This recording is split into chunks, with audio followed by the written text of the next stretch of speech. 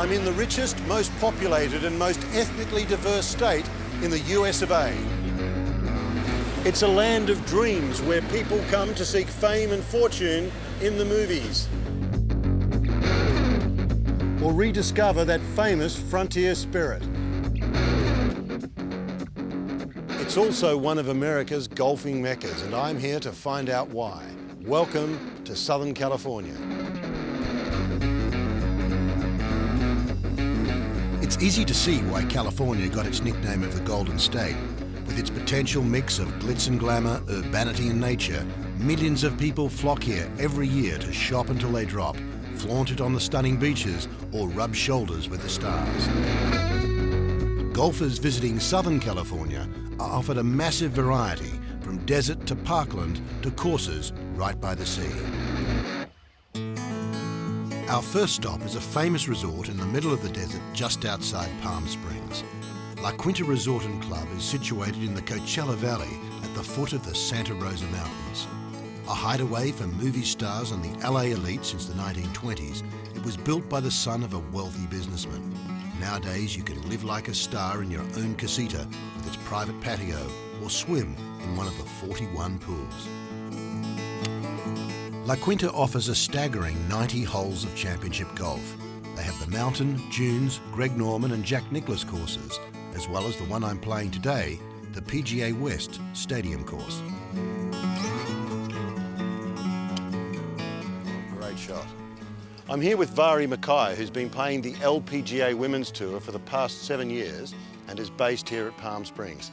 Hi, nice to meet you. Nice to meet you. This looks With its roughly circular layout and surprising amount of water, the stadium course was designed by Pete Dye to be one of the most difficult in the world. It's a great course. It's very challenging. That's definitely its reputation. Every hole's different. You've got the water and you've got tricky bunkers and undulating mounds, and the greens are also very tough. Everything seems maybe a little bit easier after you've played the stadium a few times, but it's fun to play. I really enjoy this course a lot. The first 4 holes here are tight but not too threatening. It's on the par 5 fifth that the problems really begin. Funnily enough, this coincides with the first appearance of water. Once you've got over the trauma of threading your way down the narrow fairway between 2 lakes and negotiated the small sloping green, you're then presented with the par 3 sixth with a mere 220 yards carry over water to another small green. This hole has been voted the 6th most difficult hole in US golf. Yes, it's there. That's perfect. The signature hole here at the stadium course is the par 3 17th, called Alcatraz, for obvious reasons. It's a vicious looking affair and was the scene of Lee Trevino's famous hole-in-one during the 1987 Skins game. Well, there it is. That's a brutal hole for a player of my standard.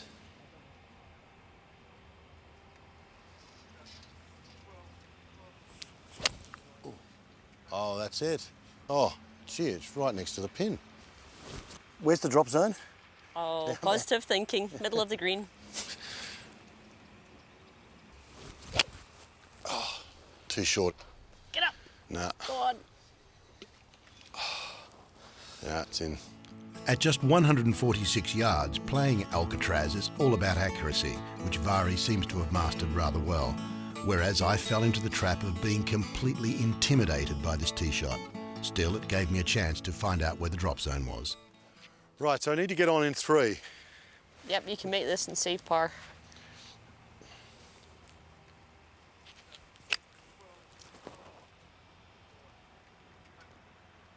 I'm on.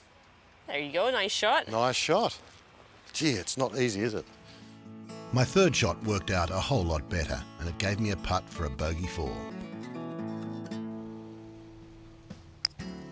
I left myself with a tricky little 4-footer, which I got and ended up with a 5. Could have been a lot worse. Inevitably, Mhairi 2-putted for a par. Is this the hardest hole on the course, do you think? It's one of the toughest ones. It gets your adrenaline pumping, that's for sure. Yeah. Looking forward to some more tips on the last hole. All right, let's do it. Oh, it's depressing playing with someone like you. Just make it look so easy. In terms of golf, what would you like to achieve? I would just love to be the premier international lady golfer. And you feel you could get there? Absolutely. Yeah. That's where I want to be. Well, I think I know who's going to win today. And it's not going to be me.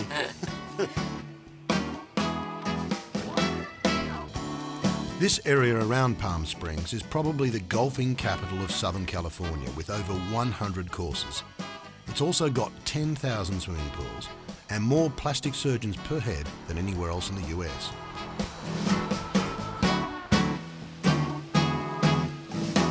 Frank Sinatra had this ultra-modern house built for himself in Palm Springs by architect Stuart Williams in 1947. Old Blue Eyes would fly a flag when he was in town, and this was the signal for some wild Rat Pack parties. You can rent Frank's house complete with concierge from timeandplacehomes.com for just $15,000 a week.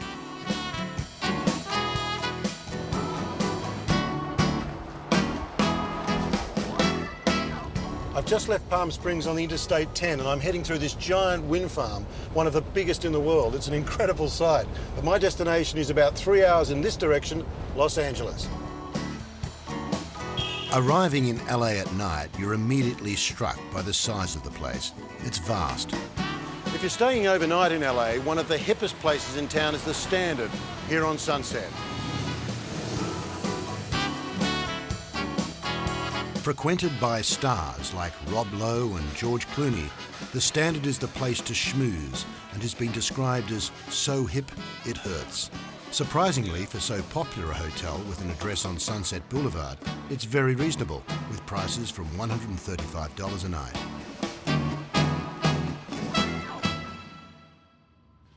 Golf is extremely popular in Southern California, and with most of the state's 40 million people living in this area, that means there are a lot of golfers. There are more than 400 courses, but most of them are private or relatively expensive. There are very few public or municipal courses like this one, Rancho Park, which claims to be the busiest golf course on the planet. Hi there. Good morning. Can I get around? I'm kind of booked up, but I can put you on my wait list. I do estimate that it's about a 4-hour wait, though.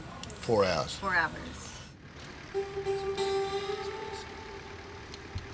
Slap bang in the middle of LA, Rancho is open 365 days per year, during which time it will accommodate up to 140,000 rounds.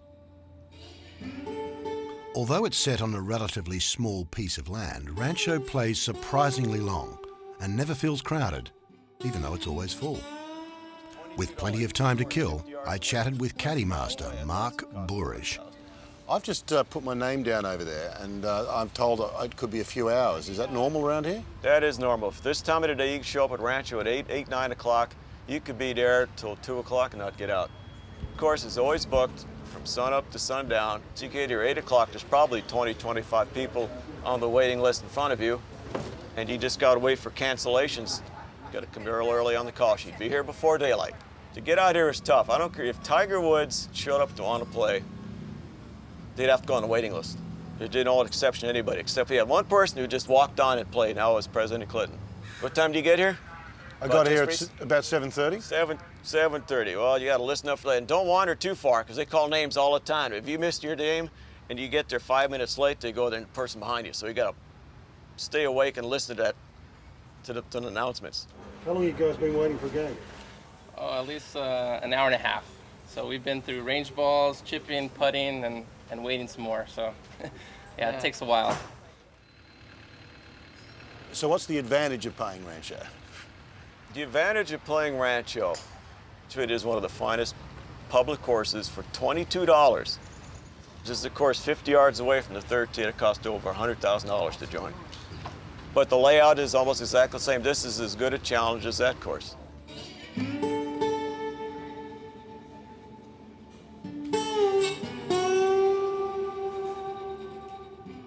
Number 52, Mr. Cross. Mr. Cross, we're ready for you now.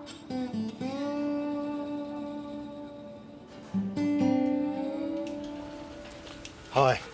Oh, hello. Yeah, I'm number 52, and I just heard 56, but I'm 52. Mr. Cross, I called you and I missed you. But I was just out I'm afraid there. you missed the tea time, so I filled it with the next person. I'll have Can to you- put you on the list again, but it could be another 3 or 4 hours. Okay, I can see the nearest I'm going to get to playing Rancho today is the driving range. Los Angeles always strikes you as being somehow familiar.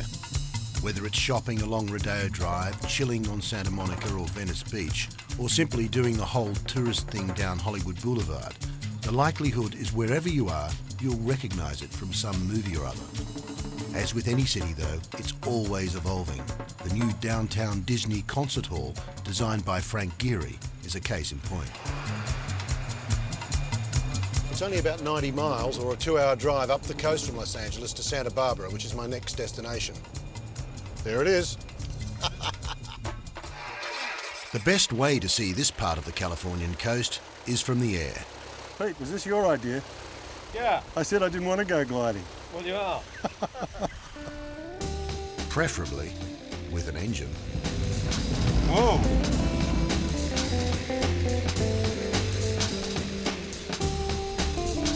My God! We're already in the air. Hey, this is good so far.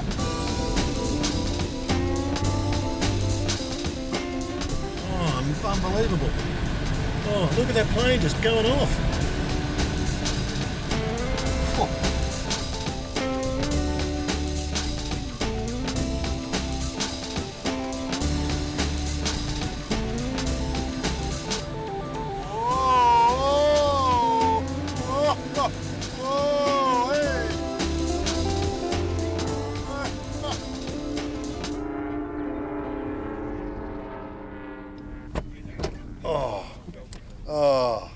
That was amazing.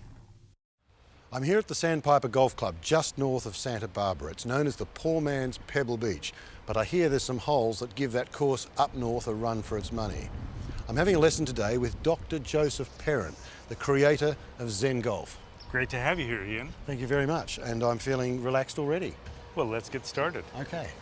Now, Zen is about awareness. Sandpiper plays 6,597 yards and runs along the cliffs and down to the sea on this dramatic stretch of central Californian coast. Holes like the 10th with its dogleg left and greens set out on a dramatic spit of land tend to focus the mind.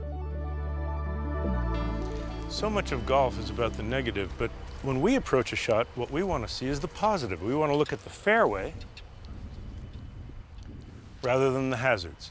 You take them into account, pick your spot to aim, and then focus where you do want the ball to go.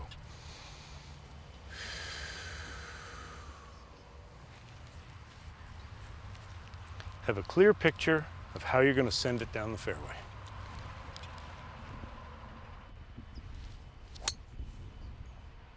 Just like that, just the way I pictured it. And that's what you want to do. Hold the finish, reinforce that good result so you have better preparation for the next shot.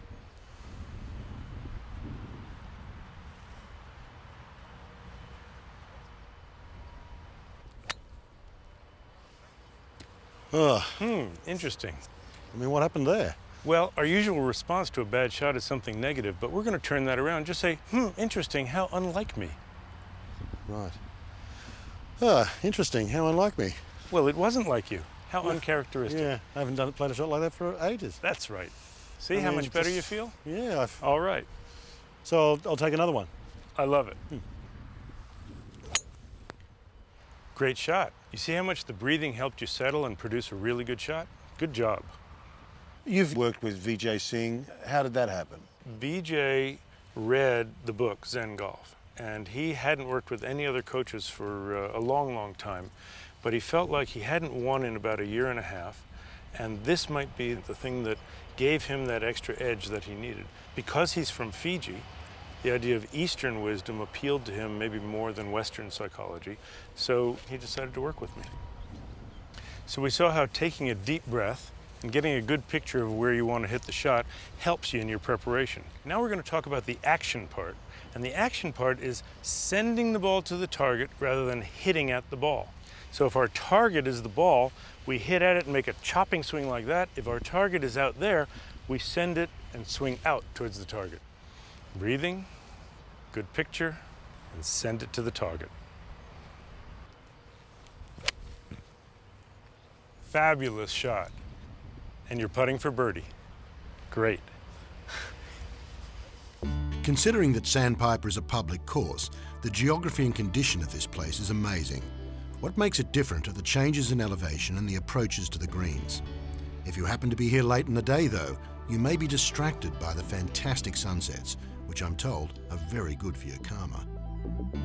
The 11th here at Sandpiper is a par 3 of 174 yards. The tee is some 100 foot higher than the green, which itself is only separated from a beautiful beach by a line of palm trees.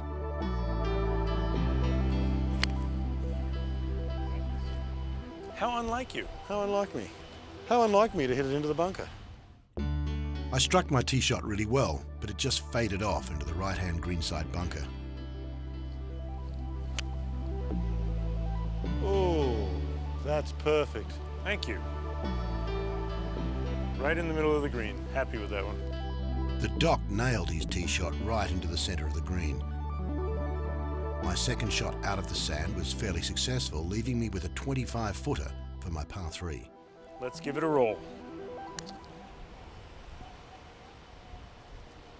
Right on the line. Yeah, lovely. And what I have left is called a low-stress second putt. Right on line. If you'd hit it a little firmer, it would have gone in, but here you are with a low-stress second putt. And we hear that happy sound of the ball rattling in the bottom of the cup.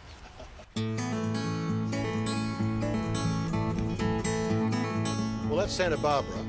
Now I'm heading up over the San Marcos Pass to the Santa Ynez Valley, one of the most picturesque areas of Central California.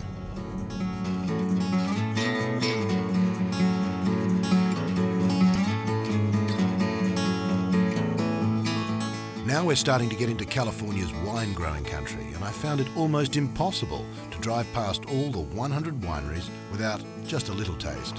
So I stopped in at the Rideau Vineyard, just outside Solvang, where I met Iris Rideau.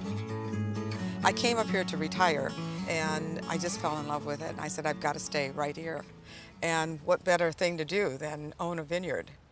The vineyard is planted totally to Rhones from the Rhone Valley of France. This right here is our Syrah grapes, and we only have Rhone varietals planted on the property. So it's like a Côte de Rhône. It's like a Côte de Rhône, exactly.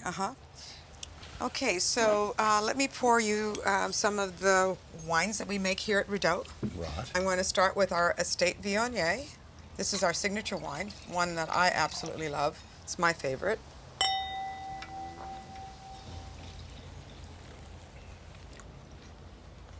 It's very unusual. Nice, isn't it? Yeah. So what else do you have? What else? Yeah, let me pour the rest of, we have some reds here I'd like to pour for you. It's a red Rhone grape, and the French like to use Mourvedre for blending with Syrahs. It's incredible. Isn't it? It has, it's very spicy, and it's chocolatey, and it's very light, it's very delicate.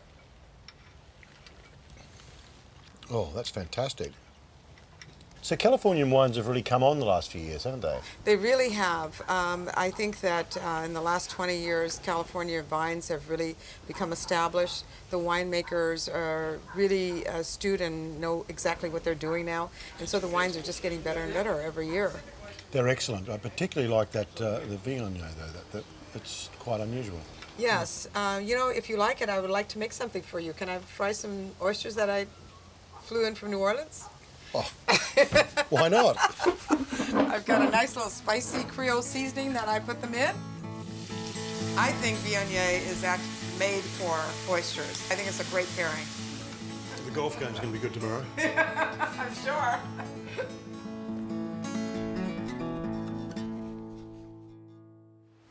Oh, I'm feeling a bit foggy after all that wine tasting yesterday. And now I'm in Denmark.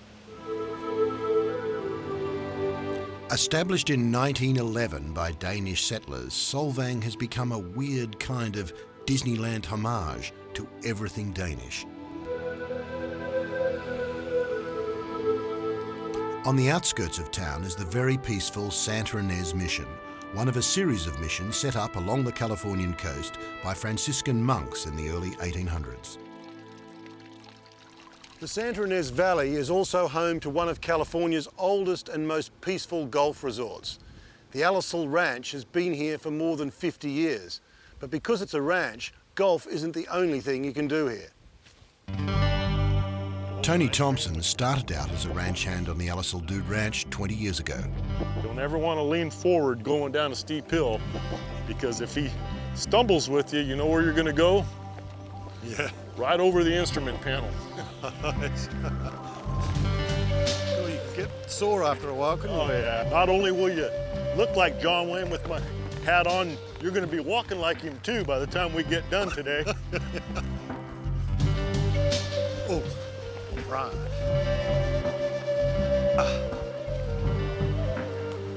This is real horse country around here, isn't it? Oh yeah, Santa Ynez Valley is known for being horse country. A lot of big cattle ranches around this area. Premier grazing land, good footing for horses, the rolling hills and the oak trees. This is some of the best grazing land in all of California, the Central Coast. This ranch is 10,500 acres, a scenic wonderland. At least that's what it says in the brochure. What's more popular here? Is it the golf or the horse riding? Well, I'll tell you horseback riding. The golf pro will tell you golf, but the way I've always figured that you could golf anywhere, but how many places can you golf plus come out and ride a horse? The Alisal Ranch is a very popular destination for families all year round, with such activities as barbecue breakfasts, rodeos and steer roping. But enough of branding irons, let's get back to 3 irons. There are 2 courses here at Alisal, the river and the course I'm playing today, the ranch. The course itself runs along the bottom of a beautiful river valley and is surrounded by hundreds of mature trees. That wasn't good. Straight. Straight. I'm playing here with course superintendent and head greenkeeper Dave Rosenstraw. What are the main hazards here? We have a lot of what they call barrancas, and a barranca is an old dried up creek that only runs during the wintertime. Actually, you probably don't even want to go down there and look for your ball because we do have rattlesnakes here. These very mature, beautiful trees must also be quite a hazard too, right? Because there's not really any water in the way of hazards, is there? Yeah, you know, the trees here are very mature. The course is pretty old, 50 years old, and the trees really play into the game. I mean, you're not going to get through this course without hitting a few trees and having to do a little golf management, you know. So this is the signature hole? Yeah, this is a 3-par. It's playing about 145 yards. It's got a lot of undulation in the green, and you can see it's kind of shady back there in the back. It's beautiful, isn't it? Oh, yeah. There's some barranca down there, so you better get over the wall. There you go. That's a nice shot. Yeah, it's off to the left a bit, though. That's good. I might be dancing. It's incredibly hot. There must be huge problems in looking after these greens and looking after the course. Yeah, you know, on a golf course, you got 18 holes and you probably have 18 different microclimates. And this particular hole here, I got trees in the background, as you can see. And we keep these trees pruned very, very heavily every year because of the fact I need some sunlight on this green. Well, let me show you something. I'm going to pull out my magnifying glass here and I'm going to show you what we do on a daily basis to protect ourselves and keep our jobs. Right. Okay, so let me see here. Get down on the ground and I'm going to focus something in for you here and I'm going to have you get a peek. And you're going to see the leaf lesions in the beginning of what I call dollar spot. All that brown stuff. Now, if I go out and treat this, I can stop it. Now, if it gets into a later stage, I probably am going to have problems. So it's a real 24/7 job, this, isn't it? I mean, I turn up here, play golf, I take it for granted. And I guess golfers are a pretty unforgiving bunch, are they? You know, it really depends on their game and what they did that day and how they've been playing lately. If a guy goes out and shoots 1 under and he's a 10 handicap, there's nothing wrong with my course. But if a guy goes out and shoots 10 over and he's a 1 handicap, you know, that course, they got to do something about the greens, or they got to do something about the bunkers.